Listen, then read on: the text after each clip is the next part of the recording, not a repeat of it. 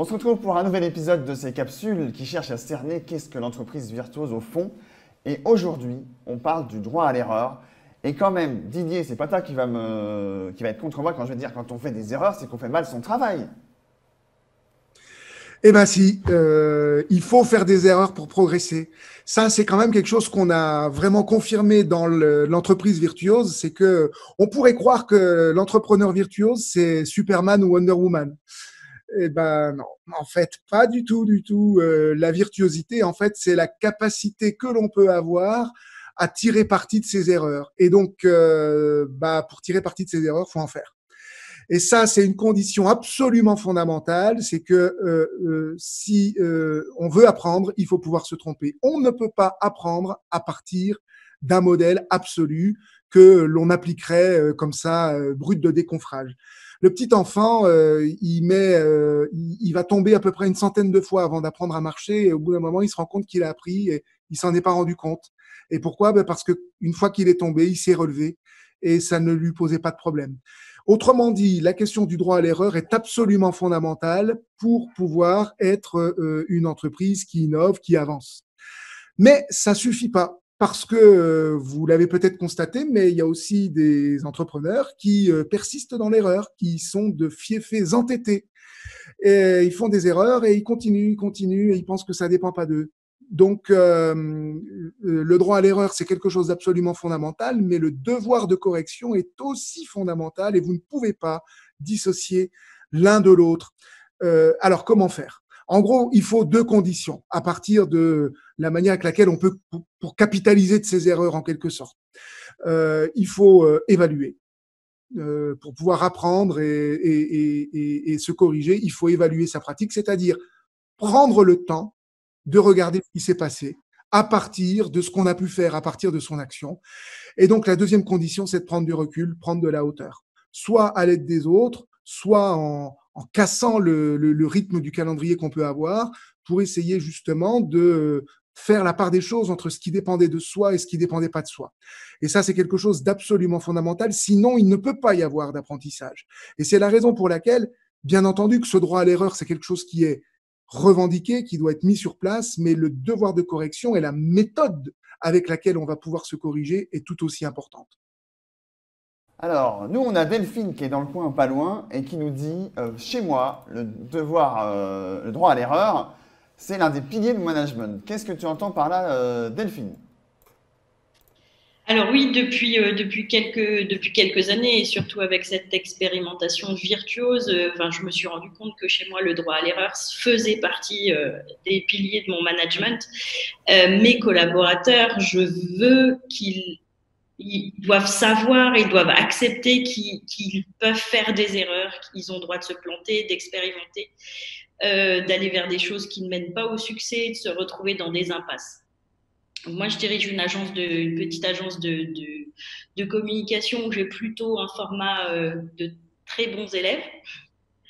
Et du coup, c'est pas forcément facile pour eux de leur emmener cette idée-là parce que le patron, la hiérarchie n'accepte pas l'erreur dans leur idée. Donc, c'est pas naturel pour eux. Donc, c'est important pour moi de leur dire au quotidien et puis de leur dire aussi pendant les entretiens d'évaluation.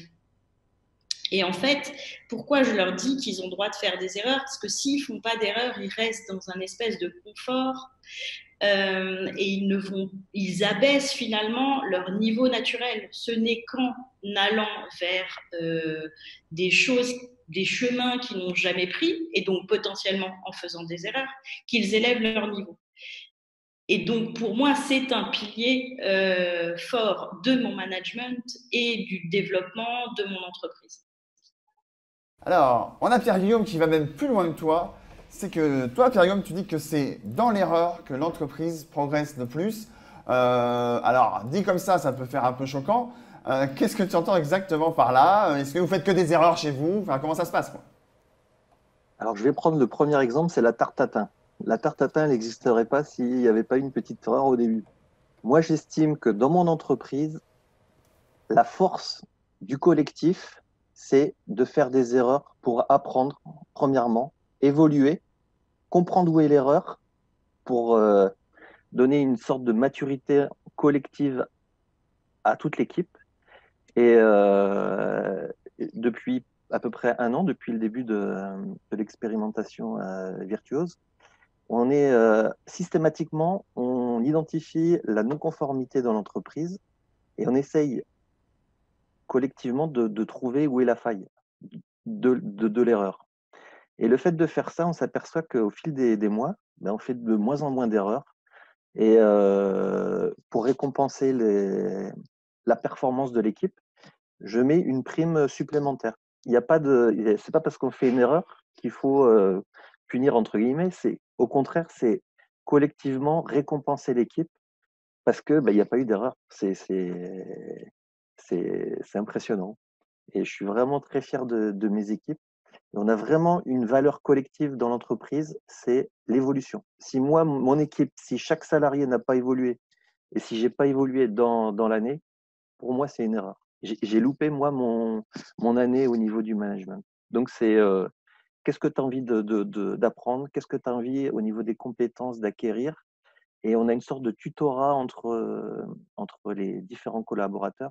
Et ça permet une organisation déjà plus souple. Et moi aussi, je fais des erreurs. Donc, je suis assez conciliant avec les équipes. Voilà.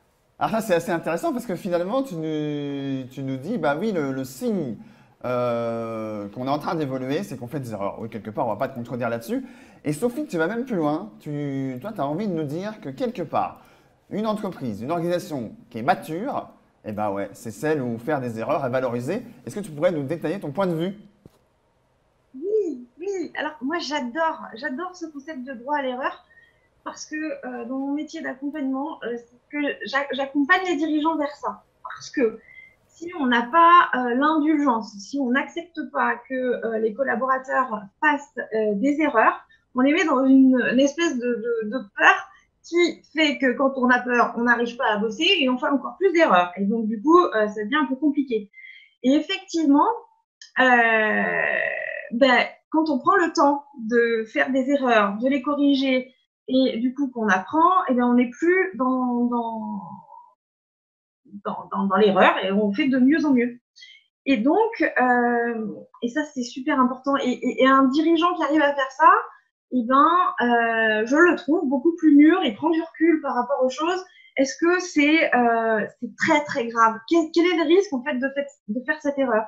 Le risque, c'est de ne pas la faire, de passer à côté et une prochaine fois, de la refaire encore une fois. Donc, voilà. Mais ça amène cette notion d'indulgence. Et pour ça, faut apprendre à se connaître parce que si on se connaît pas, on est moins indulgent avec quelqu'un qu'on ne connaît pas que quelqu'un qu'on connaît. On le sait ça. Hein, tiens, c'est mon pote. Bon, c'est pas grave, je connais. Hop, hop, hop, ça va aller. Là, c'est un petit peu la même chose. Voilà. Alors finalement, est-ce qu'on n'est pas en train de dire, et je vais te réinterroger Didier là-dessus, est-ce qu'on n'est pas en train de se dire que la clé pour que l'entreprise soit virtuose, c'est que quelque part le dirigeant lui-même sache montrer l'exemple et parler de ses propres erreurs? Est-ce qu'on n'est pas en train d'aborder ça? Et oui, l'exemplarité, c'est pas la perfection. C'est effectivement montrer l'exemple dans ce cas, c'est effectivement pouvoir montrer aux autres comment on a pu soi-même se tromper et se corriger. Alors, c'est pas un acte de contrition, hein, il s'agit pas de faire son mea culpa en disant oh là là, regardez comme je suis un mauvais dirigeant, regardez toutes les erreurs que je fais. Non, non, c'est pas ça. C'est plutôt le fait de montrer que bah oui, que chacun peut se tromper. Et c'est en fait aussi un petit peu de cette manière, par cette exemplarité un petit peu singulière, qu'on peut travailler à une dynamique collective qui, elle, à son tour, devient vertueuse. On ne peut pas demander à ses collaborateurs de se tromper et de remonter ses erreurs si soi-même on les cache. Ça, c'est pas possible. Ce qui veut dire que la virtuosité de l'entreprise ici, c'est une entreprise qui est à l'écoute, certes, mais qui est aussi extrêmement tolérante vis-à-vis d'elle-même et vis-à-vis du collectif qu'elle constitue.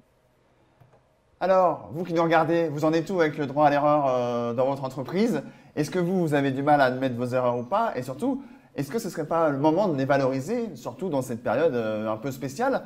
Puisque quelque part, si le contexte est un petit peu délicat et qu'on ne sait pas ce qui va se passer et ce qui se passe, est-ce que ce n'est pas le moment de faire des erreurs et surtout, évidemment, on l'a vu, de les corriger? On espère vous avoir inspiré et on vous dit à une prochaine pour une prochaine capsule. À bientôt. CJD. Osons être dirigeants et dirigeantes autrement.